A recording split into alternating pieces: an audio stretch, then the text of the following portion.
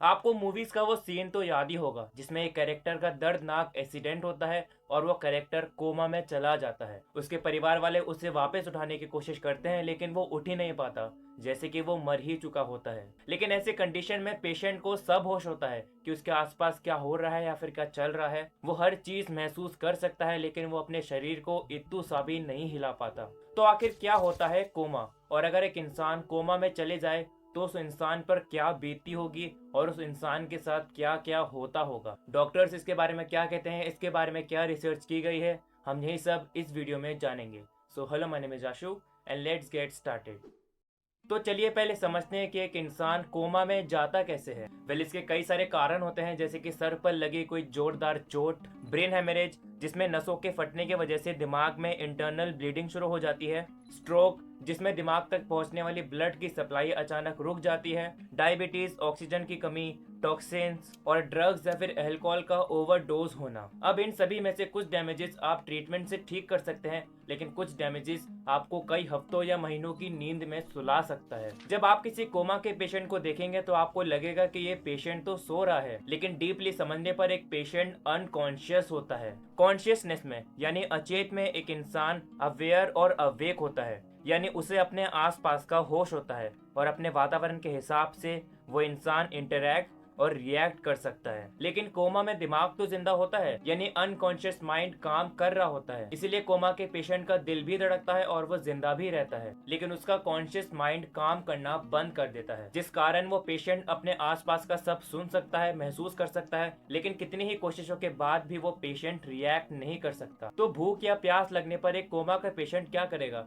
और क्या एक कोमा के पेशेंट को भूख या प्यास लगती भी है? तो इसका जवाब है कि कोमा के पेशेंट को भूख या प्यास किसी का भी एहसास नहीं होता। अपने इस एहसास को साझा करने के लिए वो सिर्फ रो सकते हैं। हाँ, कोमा के पेशेंट रो सकते हैं, लेकिन उनके सिर्फ आंसू निकलते हुए दिखेंगे, उनके फेस पर कोई भी रिएक्शन या इमोशन नहीं दिखेगा, जिस कारण डॉक्टर्स कोमा के पेशेंट को इंजेक्शन या रबर ट्यूब्स के जरिए वो जरूरी न्यूट्रिशन देते हैं जिससे वो पेशेंट जिंदा रह सके। बोवल मूवमेंट्स की बात करें तो उन्हें अपने खुद के बोवल मूवमेंट्स पर कोई भी कंट्रोल नहीं होता, जिस कारण केयर टेकर्स डायपर्स और कैथर्स का यूज करते हैं। यहाँ तक कि कोमा के एक पेशेंट को दर्द भी नहीं होता, वो दर्द को फील ही नहीं कर पाते। डॉक्टर्स कोमा के पेशेंट को वापस कॉन्शियस करने के लिए उन्हें कई हजार वोल्ट्स का झटका देते हैं, उनका शरीर बहुत ठंडा करते हैं, यहाँ तक कि वो पेशेंट का पूरा पेट खाली कर देते हैं, क्योंकि डॉक्टर्स का सोचना है कि कोमा के पेशेंट का पेट खाली होने की वजह से उसे भूख लगेगी, जिस कारण वो होश में आना शुरू कर सकता है। लेकिन किसी भी ट्रीटमेंट से कोई भी असर नहीं होता। पुराने समय में भी कोमा के किसी पेशेंट पर ऐसे ही ट्रीटमेंट अपनाए जाते थे, जैसे कि उनकी बॉडी को आग लगा देना या फिर जोर जोर से मारना, लेकिन कोई भी ट्रीटमेंट असरदार नहीं होता था। तो अगर कोई भी ट्रीटमेंट है ही नहीं तो एक कोमा के पेशेंट को ठीक कैसे किया जाता है, उसकी कॉन्शियसनेस को वापस कैसे लाया जाता है? वेल, इसके लिए भी डॉक्टर्स के पास कुछ ट्रीटमेंट्स हैं।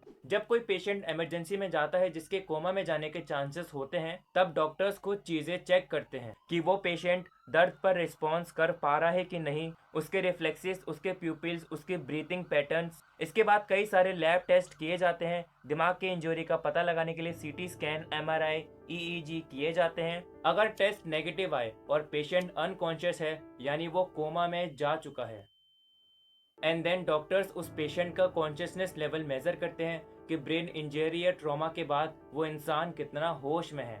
और इसमें काम आता है ग्लासगो कोमा स्केल यानी जीसीएस, जिसमें डॉक्टर्स एक पेशेंट को 3 से 15 के बीच स्कोर देते हैं। अगर स्कोर 3 है तो वो पेशेंट डीप कोमा में है, यानी वो कोई भी एक्टिविटी या रिस्पॉन्सेस नहीं कर सकता। अगर स्कोर 15 है, यानी एक पेशेंट कोमा में होने के बाद भी अपने शरीर को हिला सकता है और रिस्पॉन्स भी कर सकता है। ये सब बेसिकली 3 पैरामीटर्स पर बेस होता है: eye response, verbal response, motor response और प्यूपिल रिस्पॉन्स, यानी EVMP। इसी के साथ यहाँ पर कोमा की कुछ स्टेजेस भी मौजूद हैं जो एक पेशेंट में देखी जाती है। फर्स्ट, वेजिटेटिव स्टेट, जिसमें एक पेशेंट की स्टिमुली यानी उत्तेजना अनरिस्पॉन्सिव हो जाती है और उनकी आंखें बंद होती हैं। इस स्टेज में पेशेंट को उबासी लेते हुए, अपने हाथ पैर हिलाते हुए और अपने पलके झपकाते हुए देखा जाता है। ये सब देखकर लोगों को लगता है कि वो पेशेंट शायद ठीक होने वाला है, जो असल में ठीक नहीं होने वाला होता। सेकेंड, मिनिमली कॉन्शियसनेस, जिसमें पेशेंट टच या साउंड पर इनकंसिस्टेंट रिस्पॉन्स कर सकता है और यही स्टेज कोमा से रिकवरी की उम्मीद दिखाती है। थर्ड, कंफ्यूजनल स्टेट, जिसमें एक पेशेंट रिस्पॉन्स तो कर सकता है लेकिन वो बहुत कंफ्यूज रहता है या उसे मेमोरी प्रॉब्लम्स होते हैं। इसमें कुछ स्टेजेस तो जानलेवा नहीं होती और एक पेशेंट रिकवर कर सकता है, लेकिन कुछ स्टेजेस बहुत घातक होती हैं जिसमें पेशेंट को सांस लेने में भी दिक्कत होती है और उन्हें वेंटिलेटर पर रखना पड़ता है। साल 2000 में जनरल ब्रेन में एक स्टडी पब्लिश की गई जिसमें पता चला कि 5 कोमा के पेशेंट जो वेजिटेटिव स्टेट में थे, उन पेशेंट के दिमाग के ऑडिटरी कॉर्टेक्स में आसपास के आवाजों को लेकर कुछ एक्टिविटीज हो रही थी। ये दिमाग का वही हिस्सा है जो स्पीच, म्यूजिक और साउंड की इंफॉर्मेशन प्रोसेस करता है। इन सिग्नल से कॉर्टेक्स में एक्टिविटीज तो हो रही थी लेकिन दिमाग उन सिग्नल को प्रोसेस ही नहीं कर पा रहा था। लेकिन क्या आपने सोचा कि ऐसा कुछ तो किसी सोते हुए इंसान के साथ भी देखा जाता है? सोते समय तो कोई इंसान साउंड्स को प्रोसेस नहीं कर पाता।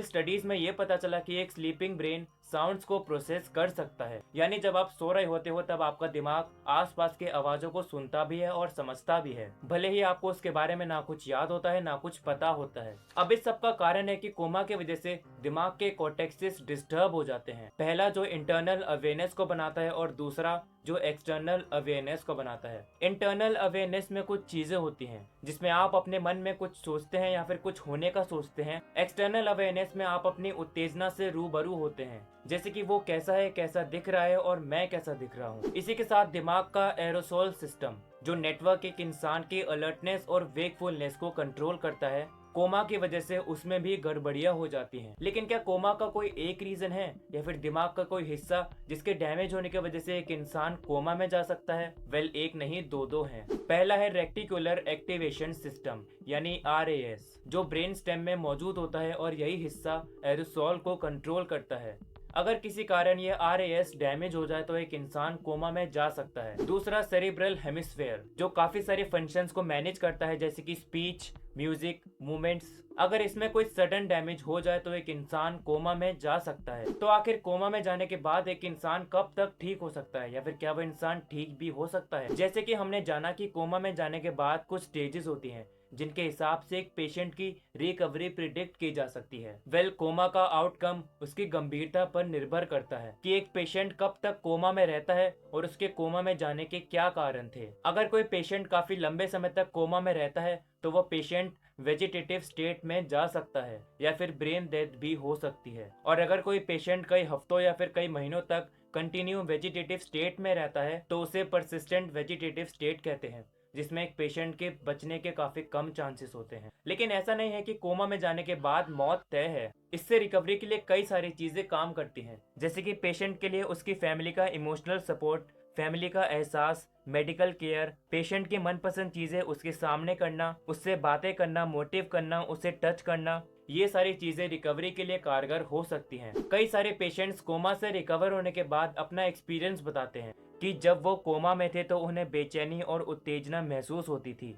उन्हें अपने आसपास के माहौल का होश था, उनकी फैमिली उनसे बातें कर रही थी, रो रही थी, प्यार का एहसास करा रही थी, उन्हें सब कुछ याद था। लेकिन वो कितनी भी कोशिशों के बाद भी जवाब नहीं दे सकते थे और उन्हें खुशी थी कि उनकी ऐसी कंडीशन में उनकी फैमिली और उनसे प्यार करने वाले उनके साथ थे। इस सब से हम ये समझ सकते हैं कि हमारा दिमाग कितनी रहस्यमय और कितनी अजीब चीज है। जिस तरह से हम इस यूनिवर्स को समझते हैं उसी तरह से हमें अपने दिमाग को समझना भी जरूरी है, क्योंकि सारा खेल दिमाग का ही तो है।